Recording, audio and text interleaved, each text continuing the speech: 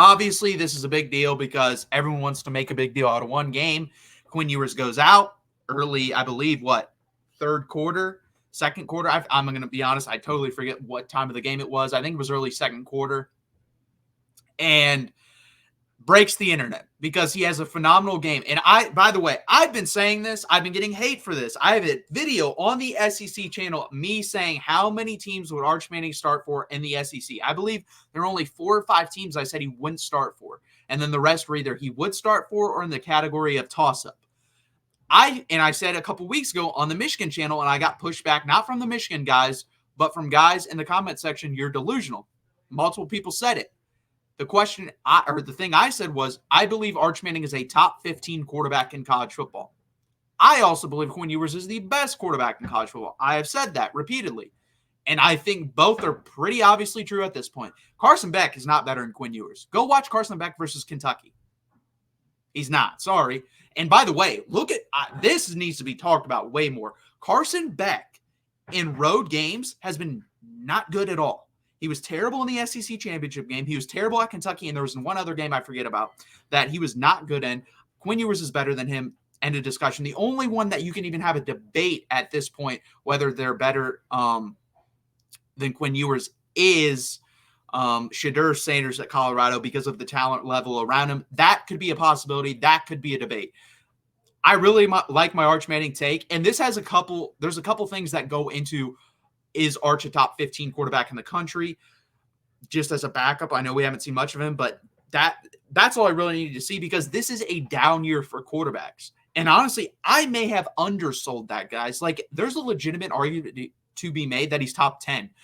Like, when you start getting into things, you talk about Shedeur, Carson, and Quinn, and then I would put Cam Ward in there, Nico in there, and then there's a pretty big fall off. I think Dylan Gabriel's good. He's not great.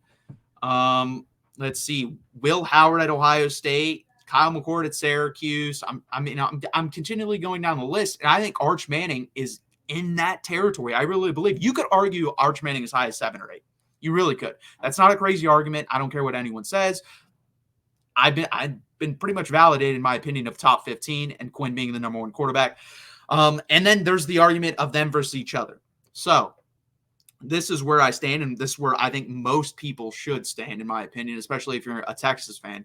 Quinn Ewers is a starter. There's no questions asked. I do not understand why this is even a debate. Quinn Ewers has proven it to you in Alabama. He's proven it to you in the Big House. He's proven it to you in the Red River Showdown, Red River Rivalry, Red River Shootout, whatever you want to call it. He has proven it in those games. Arch Manning has not proven that. Arch Manning has played UTSA, the end of Texas Tech, and Colorado State. Has he looked phenomenal in those games? Absolutely he has. He has a cannon of an arm. He's a super good athlete.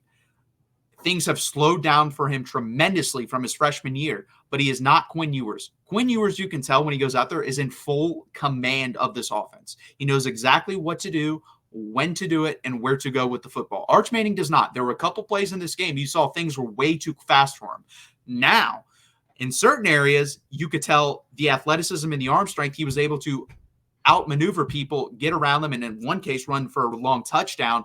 And you're like, wow, this guy's a lot of talent. And he does. I think he is more purely talented than Quinn Ewers, but he does not have an understanding or a full understanding of this offense to where he can run every play in that playbook to the way it should be executed. He does not. That's one thing he does not have. That's why he's not starting. That's why he should not start.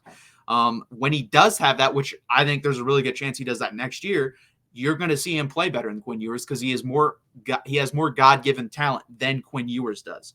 And you saw this with Steve Sarkisian even changed up the plays. There was less pre-snap motion with Arch Manning in than Quinn Ewers by 10 to 15%. And that's because Steve Sarkisian knows that is fooling Arch Manning now as much as it fools the defense with the pre-snap motion. So he had to dumb down the playbook a little bit. Steve Sarkisian, when he has the full playbook allowed to be used, you see that in big games like Michigan, Alabama. It's a damn hard offense to stop. You saw that in 2020 with Mac Jones. Not the best quarterback, but he understood the playbook better than almost anyone that's ever been in this system. Quinn Ewers was approaching that level before he got hurt. And with his talent, which is way better than Mac Jones, and his ability to understand the playbook and execute the playbook, we were headed down a fantastic road before that injury. It takes a step back with Arch in the passing game. I think it takes a step forward with him in the running game a little bit because he has that threat. But overall, Quinn understands the playbook, executes the playbook, and he should be the starter going forward. Guys, when we get into the Louisiana Monroe preview, I don't care if Arch Manning throws for 750 yards and 10 touchdowns this week. Louisiana Monroe is a god-awful team. They might be the worst team in the FBS. We will break that down in a little bit. They are very, very bad. Like, Colorado State would probably beat them by 3 touchdowns. Louisiana Monroe is not good. Could they have gotten better this year? Possibly, but they're not much better under Brian Vincent. But we'll get into that in a little bit.